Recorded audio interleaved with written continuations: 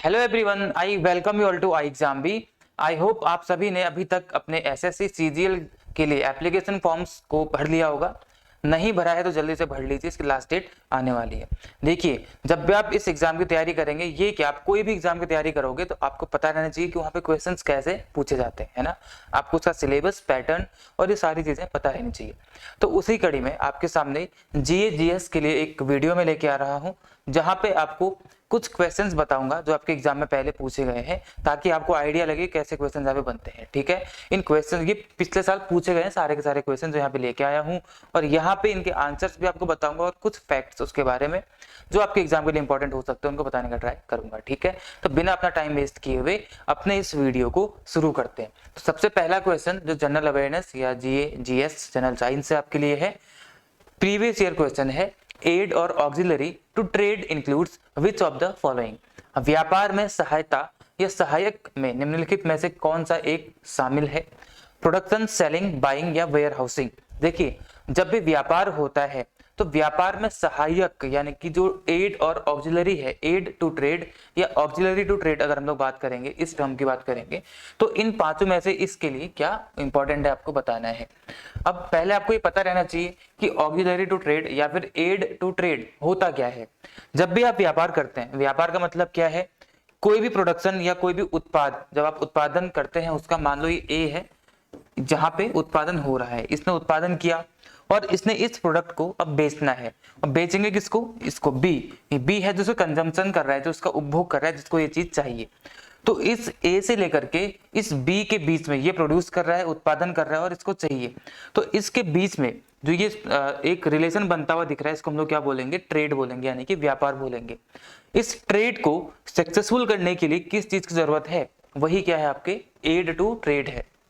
जो चीजें इन दोनों के बीच में आएंगी, अब कि यहां से उत्पादन हुआ और यहां तक पहुंचा, तो इस बीच में हमें क्या क्या कारक हैं जो इस ट्रेड को सफल बनाएंगे, वही क्या कहलाते हैं? एक तरीके से एड टू ट्रेड कहलाते हैं। पहला ऑप्शन देखेंगे, प्रोडक्शन। अब प्रोडक्शन एड टू ट्रेड नहीं है, इटसेल्फ एक प्रोडक्शन ही, प्रोडक्शन एक अपने आप में ट्रेड है, क्योंकि ये प्रोड्यूस करेगा और वो उसको लेगा। तो प्रोडक्शन यहाँ पे एड टू ट्रेड नहीं है, बल्कि खुद में एक ट्रेड है। इसी तरीके से सेलिंग, सेलिंग भी एड टू ट्रेड नहीं है, बल्कि क्या है? ट्रेड है एक तरीके से, इनको मिलाकर के ही ट्रेड बनती है। तीसरा है बाइंग, बाइंग भी एड टू ट्रेड नहीं है, बल्कि इटसेल्फ एक क्या है? ट्रेड का ही हिस्सा है। प्रोडक्शन होगा, बेचा जाएगा, और बेचा जाएगा, खरीदा जाएगा, तो ये क्या है? ट्रेड है। इस चीज को, इन तीनों चीजों को, प्रोडक्शन को, सेलिंग को और बाइंग को सफल बनाने के लिए क्या चाहिए? उसको हम लोग क्या बोलेंगे? एड टू ट्रेड बोलेंगे। तो एड टू ट्रेड कुछ कारक होते हैं, कुछ चीजें होती हैं जो उसमें शामिल होती है, उन्हीं में से एक क्या होता है? आपका वेयर हाउसिंग होता है। अब आपके दिमाग में एक क्वेश्चन आएगा कि वो सर, वो कौन कौन सी चीजें हैं जो एड टू ट्रेड के लिए इंपॉर्टेंट होती है? ठीक है, कौन कौन सी चीजें हैं? मैंने क्या बोला आपको? ए से चीज गई और बी तक गई। ठीक है, ए ने उत्पादन किया और बी तक गया, तो ए ने बी तक अपनी उत्पादित की वस्तु को पहुंचाया। पहुंचाया कैसे? ठीक है, ये कहीं और स्थित है, वो कहीं और स्थित है, तो यहां से वहां तक उस प्रोडक्शन, उस प्रोडक्ट को पहुंचाया कैसे? सबसे पहला उसके लिए क्या इंपॉर्टेंट हो जाएगा आपके लिए? ट्रांसपोर्टेशन। ठीक है, ट्रांसपोर्टेशन यानी कि जो यहां से यहां तक आपका सामान पहुंच कैसे रहा है? ट्रांसपोर्टेशन। ट्रांसपोर्टेशन सबसे पहला कारक होएगा जो कि आपके ट्रेड के लिए इंपॉर्टेंट है, किसी भी ट्रेड को सफल बनाने के लिए। इस ट्रांसपोर्टेशन, मान लो यहां से यहां तक कैसे पहुंचा रहा है? गाड़ी के माध्यम से, बसेस के माध्यम से, ट्रक के माध्यम से, सी रूट से।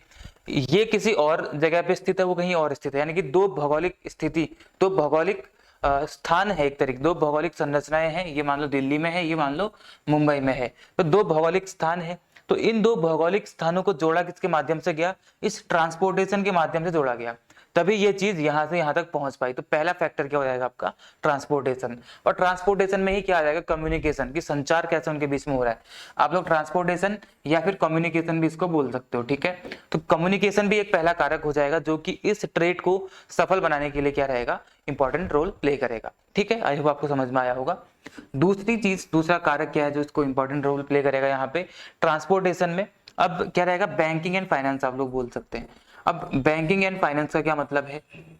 देखिए, ये ट्रेड जो भी कुछ हो रहा है, यहाँ पे इस ट्रेड को सफल बनाने के लिए पैसे की जरूरत है। पैसे की, वित्त की जरूरत है, कोई इसको पैसा दे दे, फाइनेंस कर दे या बैंक से लोन ले ले ताकि अपने इस ट्रेड को ये भी और ये भी कर सके। तो ये क्या रहेगा यहाँ पे, बैंकिंग एंड फाइनेंस। ये तो हर किसी में इसका रोल इंपॉर्टेंट रहता ही है, बैंकिंग एंड फाइनेंस, इसको समझाने की जरूरत आई होप नहीं है। थर्ड जो इंपॉर्टेंट चीज आएगी वो क्या आएगी आपकी, ये वाली, कौन सी, वेयर हाउसिंग। ठीक है, वेयर हाउसिंग। अब ये जो भी प्रोडक्ट है, ठीक है, ये जो भी प्रोडक्ट है यहाँ से यहाँ तक जा रहा है, कुछ भी हो सकता है ये, तो इसको स्टोर भी करना पड़ेगा, इसके लिए स्टोरेज होना चाहिए, ताकि इसको हम लोग, अगर ये एक्सेसिव मात्रा में प्रोड्यूस हो गया है, अगर ज्यादा मात्रा में हम इसका उत्पादन कर लिए हैं किसी तरीके से, तो इसको स्टोर कर लिया जाए। क्योंकि जब मार्केट में इसकी डिमांड बढ़ेगी, जब मार्केट में इसकी कमी हो रही होगी, उस टाइम पे हम लोग को यहाँ पे सप्लाई कर देंगे। ठीक है, अगर ये ज्यादा मात्रा में हो गया है तो। ठीक है, मान लो चाहिए थी, जस्ट सपोज 10 किलो चीनी चाहिए थी मार्केट में, और प्रोडक्शन हो गया है कितने का, 15 किलो का हो गया है, यानी कितनी रह गई, 5 किलो एक्स्ट्रा हो गई। तो इसको यहाँ पे नहीं भेजा जाएगा ताकि वहां पे उसकी लूट खसोट ना हो, तो क्या कर देंगे, इसको यहाँ पे स्टोरेज कर लेंगे 5 किलो चीनी का। समझ रहे हैं, तो वेयर हाउसिंग, तो वेयर हाउस बनाना पड़ेगा उसके लिए। तो इस प्रोड्यूस को, जो आपका यहाँ पे उत्पादन है, इसके लिए एक जरूरी चीज क्या रहेगी आपकी, वेयर हाउसिंग, यानी कि उसको स्टोर करने के लिए स्पेस। चौथी चीज जो आपके लिए यहाँ पे इंपॉर्टेंट रोल प्ले करेगी, चौथी चीज क्या हो सकती है यहाँ पे, दिमाग लगाएंगे थोड़ा सा, transportation, banking, finance, warehousing, और क्या हो सकता है यहाँ पे, इसके अलावा इंश्योरेंस भी हो सकता है। अब इंश्योरेंस क्यों बोला गया, इंश्योरेंस इसीलिए कि आप लोग वेयर हाउस बनाओगे, तो वेयर हाउस में इलेक्ट्रिसिटी होगी या अन्य चीजें होंगी, तो वहां पे कभी भी शॉर्ट सर्किट हो सकता है ना। शॉर्ट सर्किट होगा तो इसका मतलब ये है कि जो भी ट्रेड होती है इसमें रिस्क भी होता है, वो रिस्क किसी भी तरीके का हो सकता है, यानी कि ऐसे एक्सीडेंट्स भी हो सकते हैं, या फिर मान लो जो आपका आइटम है, जो भी गुड्स हैं, वो चोरी भी हो सकते हैं, कोई भी चीज हो सकती है। तो उस समय पे जब ये दुर्घटना हो रही होगी या हो जाएगी, तो वहां पे अपने आप को नुकसान कम हो उसके लिए आपने क्या सेफ्टी मेजर्स लिए, तो इसको ही हम लोग क्या बोलेंगे, इंश्योरेंस बोलेंगे उस समय के लिए। तो इंश्योरेंस भी इसका एक मेन क्या हो जाएगा, फैक्टर हो जाएगा। उसके अलावा पांचवा फैक्टर जो आप इसके लिए बोल सकते हैं वो क्या रहेगा आपका, ये क्या रहेगा आपका, रिस्क मैनेजमेंट होगा। ठीक है, इसको क्या बोल सकते हैं, रिस्क मैनेजमेंट, यानी कि इंश्योरेंस बोल सकते हैं। उसके अलावा पांचवा फैक्टर आप लोग क्या बोलेंगे, एडवर्टीजमेंट। ठीक है, एडवर्टीजमेंट मतलब क्या हो जाएगा एडवर्टीजमेंट का, अब आपके पास कोई चीज है जो आपको लगता है कि मार्केट में जानी चाहिए, यानी कि जिसको इसकी जरूरत है वहां तक ये चीज पहुंचे, और खरीदने वाले जिसको जरूरत है उसको पता ही नहीं है कि आप लोग इस चीज को बेचते हैं या आप लोग इसको देते हैं, तो उसको ये नॉलेज पहुंचाने के लिए कि आपके पास ये चीजें हैं और आपके लिए ये डेली लाइफ के लिए जरूरी है, आपको हमें प्रचार करना पड़ेगा। वो प्रचार के लिए क्या चाहिए होगा आपको, एडवर्टीजमेंट चाहिए होगा। यानी कि पांचवी इंपॉर्टेंट चीज क्या हो जाएगी आपकी, एडवर्टीजमेंट हो जाएगी, जो कि आपके इस ट्रेड के लिए इंपॉर्टेंट होगी। तो ये कुछ 5-6 चीजें हैं जो आपके लिए इंपॉर्टेंट होती हैं। ट्रांसपोर्टेशन हो गया, banking, finance, warehousing, insurance हो गया, एडवर्टीजमेंट हो गया, ये चीजें आपके लिए जरूरी होती हैं। तो यहाँ पे ऑप्शन क्या हो जाएगा आपका, ऑप्शन नंबर 4 वेयर हाउसिंग, जो आपका सही आंसर हो जाने वाला था। आगे बढ़ते हैं। The world's longest river the Nile flows through which of the following continent. सब दुनिया की सबसे लंबी नदी कौन सी है, नाइल या नील नदी है। आपको बताना है कि कौन से कॉन्टिनेंट में बहती है, Africa, north America, south America या फिर यूरोप। ठीक है, आप सभी को पता होगा कि इस दुनिया की सबसे लंबी नदी है ही कौन सी, नाइल। देखिए आपको मैप में लेकर चलता हूं, यहाँ पे वर्ल्ड का मैप है। इस वर्ल्ड के मैप में आपको एक कॉन्टिनेंट्स दिख रहे होंगे। इन कॉन्टिनेंट्स में एक कॉन्टिनेंट है ये वाला जिसको बोलते हैं अफ्रीका महाद्वीप। क्या बोलेंगे इसको, अफ्रीका महाद्वीप। इस ये वाला, ठीक है, ये है आपका साउथ अमेरिका, ये है आपका अफ्रीका, ये वाला नहीं, ये वाला, ये आपका अफ्रीका महाद्वीप। इस अफ्रीका महाद्वीप में जब आप लोग यहाँ पे आएंगे, सूडान, साउथ सूडान या फिर इजिप्ट के एरिया में, तो यहाँ एक नदी बहती है, इसको क्या बोलते हैं, नील। और ये नील नदी जो है इस पूरे दुनिया की, विश्व की सबसे लंबी नदी है। ठीक है, सबसे लंबी नदी 6650 के आसपास इतनी इसकी लेंथ है। ठीक है, आई थिंक 6650 के आसपास इसकी लेंथ देखने को मिलेगी। तो यहाँ पे बहती है नील नदी। अब ये है पूरे विश्व की, और अफ्रीका की तो होगी, जाहिर सी बात है। वहां पे एक ऑप्शन था साउथ अमेरिका। साउथ अमेरिका में जब आप लोग यहाँ पे आते हो ब्राजील में, तो यहाँ पे अमेजन के जंगल है और यहाँ पे अमेजन रिवर भी है। तो साउथ अमेरिका की सबसे लंबी नदी कौन सी हो जाएगी आपकी, अमेजन। और साथ ही साथ इस पूरे दुनिया की सेकंड लॉन्गेस्ट रिवर कौन सी रहेगी, अमेजन रिवर, जो कि यहाँ पे है। ठीक है, ये कौन सी नदी है, अमेजन रिवर। सबसे पहली आपकी इजिप्ट, यहाँ पे कौन सी आ जाएगी, नाइल। उसके बाद अमेजन आ जाएगी। थर्ड नंबर पे कौन सी आएगी आपकी, यांगत्सी। यांगत्सी नदी कहाँ पे बहती है, यांगत्सी नदी बहती है आपकी चाइना में, यहाँ पे। ठीक है, तिब्बत वाले इलाके से निकलती है, चाइना में बहती है इस तरीके से, यांगत्सी। उसके बाद अगर आप लोग बात करेंगे नॉर्थ अमेरिका कॉन्टिनेंट की, तो नॉर्थ अमेरिका के में एक नदी बहती है, इसको बोलते हैं मिसौरी नदी। ये मिसौरी नदी नॉर्थ अमेरिका की सबसे लंबी नदी है। कौन सी है ये? मिसौरी। ठीक है, ये कौन सी है? मिसौरी। तो नॉर्थ अमेरिका की कौन सी हो जाएगी? मिसौरी। ठीक है, अब पता यूरोप, यूरोप में यहाँ पे रसिया, और यहाँ पे एक नदी बहती है, कौन सी? वोल्गा। ठीक है, यहाँ एक नदी कौन सी बहती है? वोल्गा रिवर यहाँ पे। तो वोल्गा रिवर इस पूरे यूरोप की सबसे लंबी नदी है। कौन सी नदी है वो? वोल्गा।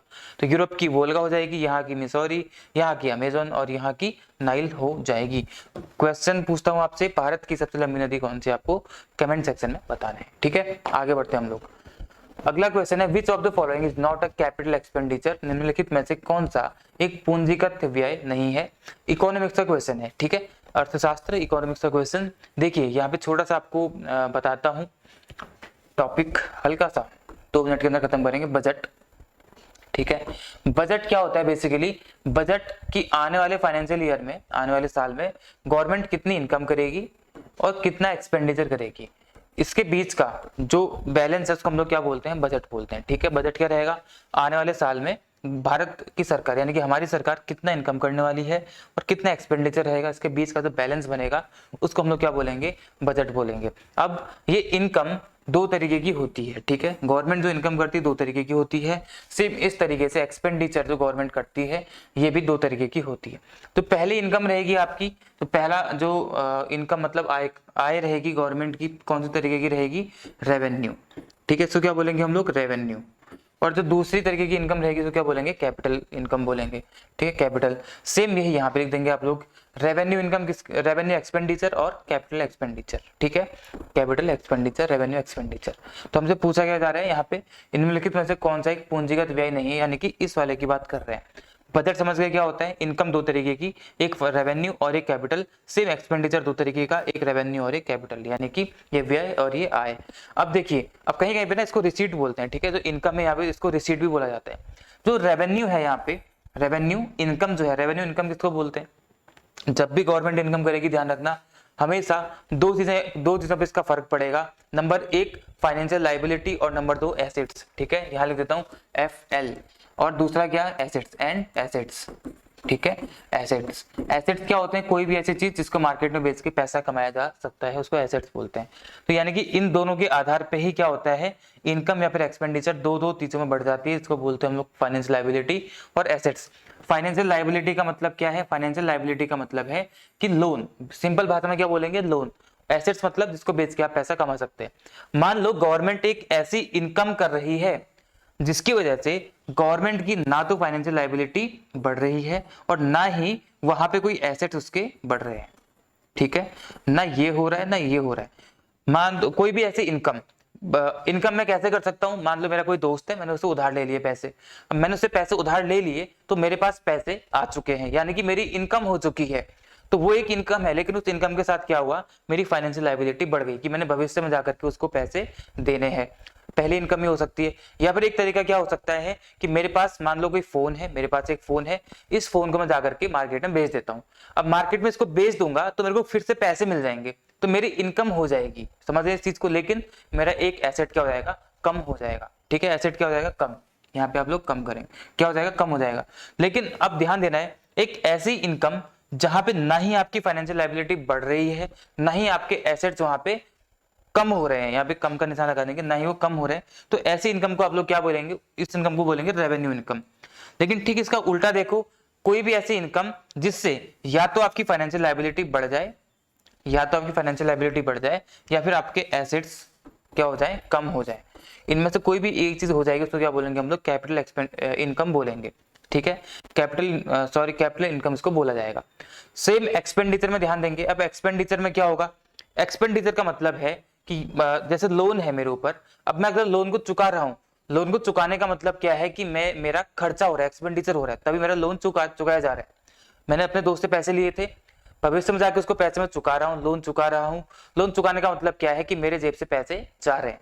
पैसे जाएंगे मतलब क्या हो जाएगा? एक्सपेंडिचर हो जाएगा। ध्यान रखना, कोई भी ऐसा एक्सपेंडिचर हमारी गवर्नमेंट का जिसकी वजह से हमारी फाइनेंशियल लायबिलिटी कम ना हो।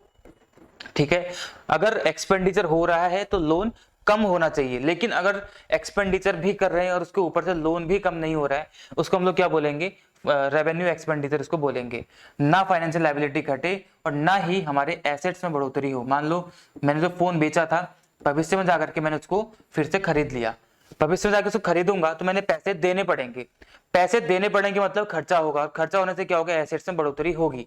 लेकिन कोई ऐसा खर्चा जिससे उस एसेट में बढ़ोतरी ना हो, उसको हम लोग क्या बोलेंगे, रेवेन्यू एक्सपेंडिचर बोलेंगे।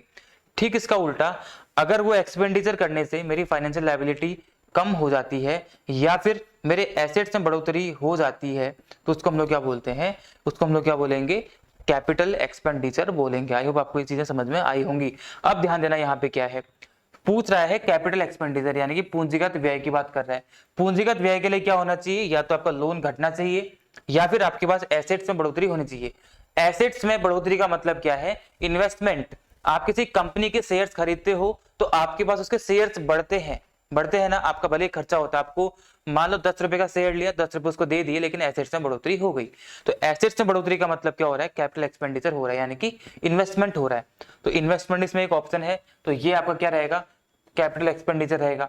पहला क्या है, केंद्र सरकार द्वारा ऋण और अग्रिम जो भी आपके एडवांसेस और लोन्स हैं, इनकी बात हो रही है। इसका मतलब यहाँ पे क्या हो रहे हैं, कम हो रहे हैं। अगर ये कम हो रहे हैं तो ये भी आपके कैपिटल एक्सपेंडिचर में आ जाएंगे। सेकंड है expenditure on the acquisition of land. कोई भी भूमि है उसको खरीद दिया गया, भूमि अधिग्रहण किया गया, यानी कि मेरे एसेट्स में बढ़ोतरी हो गई। एसेट्स में जैसे बढ़ोतरी होगी वो कहाँ जाएगा, आपको कैपिटल एक्सपेंडिचर में आ जाएगा, यानी कि थर्ड भी हो जाएगा। तो फोर्थ है सब्सिडी भुगतान, यानी कि सब्सिडी पेमेंट। जैसे ही गवर्नमेंट सब्सिडी पे करती है तो सब्सिडी पे करने की वजह से, यानी गवर्नमेंट की जेब से पैसा गया, सब्सिडी दी, तो सब्सिडी पे करने पे उसके ऊपर से कोई भी लायबिलिटी कम नहीं हो रही है, कोई भी लोन गवर्नमेंट के ऊपर से कम नहीं हो रहा है, और ना ही सब्सिडी देने की वजह से कोई गवर्नमेंट के ऊपर एसेट्स की बढ़ोतरी हो रही है, गवर्नमेंट के पास कोई भी एसेट नहीं आ रहा है। इसका मतलब ये एक ऐसा टाइप रहेगा सब्सिडी भुगतान, जिसकी वजह से ना ही फाइनेंशियल लायबिलिटी घट रही है, ना ही एसेट्स बढ़ रहे हैं। इसका मतलब ये क्या होगा, आपका कैपिटल एक्सपेंडिचर यहाँ पे नहीं होगा। समझ रहे हैं इस चीज को, ये आपका सही हो जाएगा। ठीक है, चलो आगे बढ़ते हैं। ठीक है, आगे बढ़ेंगे। Padma Shri awardee Gulabo Sapera is a dash dancer of Rajasthan. इसमें तो आंसर ही लग गया, ये तो डांस, ये तो स्टैटिक है वैसे बेसिकली। ठीक है, गुलाबो सपेरा है, ये कैसे डांसर है राजस्थान की। अब इसमें आंसर दिख गया, कलबेलिया डांस। कलबेलिया डांस राजस्थान में होता है, म्यूजिक भी होता है और डांस भी होता है। ठीक है, यही म्यूजिक यही डांस होता है। तो कलबेलिया डांस जो कि राजस्थान में किया जाता है, तो गुलाबो सपेरा उससे रिलेटेड थी। ये पद्मश्री अवार्ड उनको दिया गया था। तो इतना ही स्टैटिक सवाल है, उससे ज्यादा इंपॉर्टेंट यहाँ पे कुछ भी नहीं है। डांस एंड म्यूजिक आपके एग्जाम में जरूर आते हैं। निम्नलिखित में से किस क्रांतिकारी ने अपने परीक्षण के दौरान कहा था कि वह बम और पिस्तौल के पंथ का महिमा मंडन नहीं करना चाहता था, बल्कि समाज में क्रांति करना चाहता था। आपको बताना है कि किसका स्टेटमेंट था। देखिए, HSRA, Hindustan socialist Republic association, एक ये संगठन था जिसकी स्थापना की गई थी भगत सिंह के द्वारा। ठीक है, भगत सिंह, इसके साथ दो लोग और थे, आपको नाम बताना है कि दो लोग कौन थे। भगत सिंह के द्वारा इसकी स्थापना की गई थी हिंदुस्तान सोशलिस्ट रिपब्लिकन एसोसिएशन, जो कि एक क्रांतिकारी संगठन हुआ करता था। इनका ये मानना था कि जो इंडिपेंडेंस है उसको हम लोग नॉन वायलेंट तरीके से नहीं पा सकते, उसके लिए हमें वायलेंस तो बढ़ाना ही पड़ेगा। तो HSRA, इन्होंने इसी इंडिपेंडेंस को वायलेंट तरीके से आगे बढ़ाते हुए 2-3 घटनाएं ऐसी कर दी जिसकी वजह से इन भगत सिंह को यहाँ पे पकड़ा गया था। सबसे पहले एक घटना करी थी जहां पे इन्होंने जो असेंबली चल रही थी वहां पे बम फेंक दिया था। ठीक है, उस बम को फेंका गया था, एक क्रांतिकारी घटना ये थी इनकी। इसके साथ साथ एक ट्रेन थी जहां पे लॉर्ड इरविन यात्रा कर रहे थे, वहां पे इन्होंने बम फोड़ दिया था उस ट्रेन में, मतलब शायद आगजनी कर दी थी, तो वो भी इनके ऊपर एक था। तो इन सभी केसेस की वजह से HSRA के थ्रू इन्होंने ये सब कुछ किया था। इस संगठन ने किया जिसकी स्थापना किसने की थी, भगत सिंह ने करी थी। तो इनके चलते इनको क्या किया था, पकड़ा गया था और इनको डिटेन कर लिया गया था, इनको कब्जे में ले लिया गया था पुलिस के द्वारा। तो जब इनकी गवाही पेश की गई तो वहां पे इनका बोलना था कि इन सभी बम और पिस्तौल के जो मैंने कुछ किया, इसके माध्यम से बम और पिस्तौल के पंथ का महिमा मंडन नहीं, मतलब इनका शो ऑफ नहीं करना चाहता था, बल्कि मैं समाज में एक रिवॉल्यूशन लाना चाहता था। ये स्टेटमेंट किसका था, भगत सिंह का था, जो HSRA की जिन्होंने स्थापना करी थी, हिंदुस्तान सोशलिस्ट रिपब्लिकन एसोसिएशन। ठीक है, आपको बताना है कि इसकी स्थापना कब की गई थी और इनके साथ साथ और दो लोग कौन कौन थे। ठीक है, भगत सिंह का स्टेटमेंट हो जाएगा। आगे बढ़ेंगे। अभिनव भारत समाज क्रांतिकारियों का एक गुप्त समाज था, यह डैश में स्थापित किया गया था। देखिए, अभिनव भारत सोसाइटी एक सीक्रेट सोसाइटी थी रिवॉल्यूशनरीज की, जिसको स्टैब्लिश किया गया था कहाँ पे, आपको बताना है। ठीक है, आपने नाम सुना होगा VD सावरकर, ठीक है। वीडी सावरकर थे, एक क्रांतिकारी हुआ करते थे, विनायक दामोदर सावरकर, और उनके भाई थे भरत सावरकर, ठीक है, भरत सावरकर। इनके द्वारा एक स्थापना की गई थी, एक संगठन, एक रिवोल्यूशनरी गुट की, जिसको क्या बोला जाता था, अभिनव भारत सोसाइटी इनको बोला जाता था। इसकी स्थापना की गई थी कहाँ पे, मुंबई, बम्बई में इसकी स्थापना की गई थी, बॉम्बे में इसकी स्थापना की गई थी, और 1908 के आसपास इसको स्थापित किया गया था। तो इसका आंसर क्या हो जाएगा, इसका आंसर हो जाएगा बॉम्बे प्रेसिडेंसी, ठीक है। तो अभिनव भारत सोसाइटी की स्थापना की थी वीडी सावरकर और उनके भाई ने करी थी 1908 में बॉम्बे में, यानी कि बॉम्बे प्रेसिडेंसी में इसको एस्टैब्लिश किया गया था, ठीक है। आगे बढ़ते हैं। न्यायालयों के किस विशेष आदेश का अर्थ है गिरफ्तार व्यक्ति को न्यायालय के समक्ष प्रस्तुत किया जाना चाहिए? Which special order of the court means arrested person should be presented before the court? ठीक है, देखिए जो सुप्रीम कोर्ट है और जो हाई कोर्ट है, अगर आपके जो फंडामेंटल राइट्स हैं, जो हमारे मौलिक अधिकार हैं, इनका हनन किया जाता है, तो उस समय पे हम लोग को कुछ अधिकार दिए गए, कुछ आर्टिकल्स के थ्रू अधिकार दिए गए हैं कि हम लोग अपील कर सकते हैं, कहाँ पे, सुप्रीम कोर्ट में, और इसके साथ साथ कहाँ पे, हाई कोर्ट में भी कर सकते हैं। आर्टिकल नंबर 32, आर्टिकल नंबर 32 हमारे संविधान का बोलता है कि अगर आपके फंडामेंटल राइट्स का हनन किया जाता है, छीना जाता है, तो आप लोग इनके खिलाफ आवाज कहाँ उठा सकते हैं, सुप्रीम कोर्ट पे। और उस समय पे सुप्रीम कोर्ट कुछ रिट्स जारी करेगा। रिट्स क्या होती हैं, कुछ रिटर्न ऑर्डर्स होते हैं जो दिए जाते हैं। 5 तरीके की रिट्स होती हैं, 4 ये हैं, इसके अलावा एक क्या होती है, प्रोहिबिशन होती है, ठीक है, प्रोहिबिशन। प्रोहिबिशन, इन 5 रिट्स के माध्यम से आपको न्याय देने का ट्राई किया जाएगा। आर्टिकल नंबर 32 में सुप्रीम कोर्ट, ये सुप्रीम कोर्ट के द्वारा की जाती है। और article number 226 226 high court, high court को अलाउ करता है कि वो ये रिट्स को, इन्हीं रिट्स को जारी कर सकता है, ठीक है।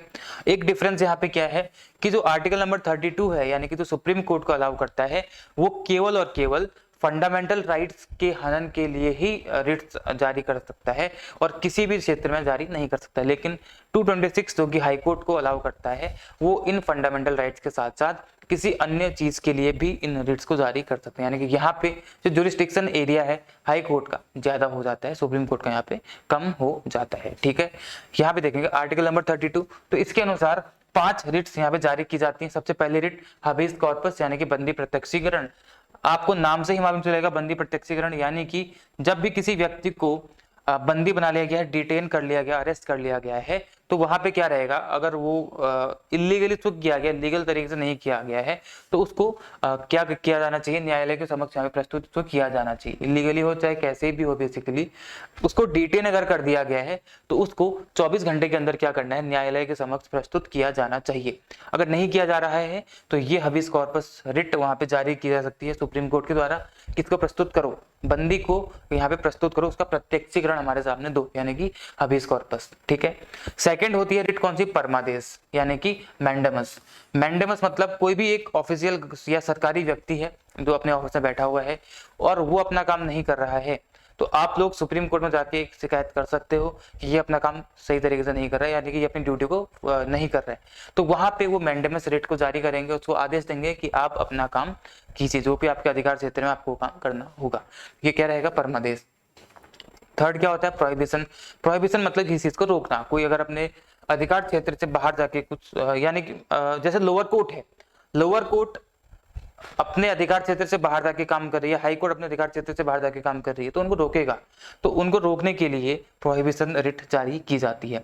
एक सर्टिफिकेट यानी कि प्रमाण पत्र, एक तरीके से यानी कि चीज को सर्टिफाई करने के लिए कि ये जो है जो आपका जुरिस्डिक्शन एरिया है उस चीज को काम करो, सत्यापित एक तरीके से यहाँ पे किया जाता है सर्टिफिकेट। उसके बाद कोवरेंडो यानी कि अधिकार परीक्षा होती है, जो कि आपकी 5वीं रिट होती है। 5 तरह की रिट्स होती हैं जो कि सुप्रीम कोर्ट आर्टिकल 32 के अनुसार, हाई कोर्ट आर्टिकल 226 के अनुसार जारी करता है, ठीक है।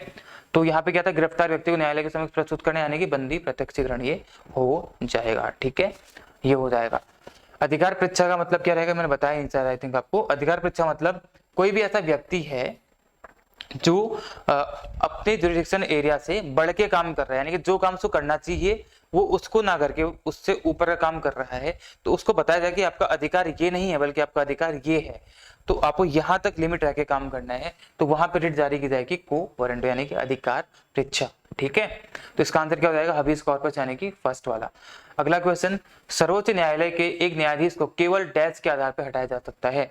जो सर्वोच्च न्यायालय है उसके जो न्यायाधीश हैं ठीक है, यानी कि अगर उसके आप लोग CJI की बात भी करते हैं, चीफ जस्टिस ऑफ इंडिया की बात करते हैं, तो इसको हटाया जा सकता है। लेकिन कैसे हटा सकता है? केवल प्रेसिडेंट इसको हटा सकता है।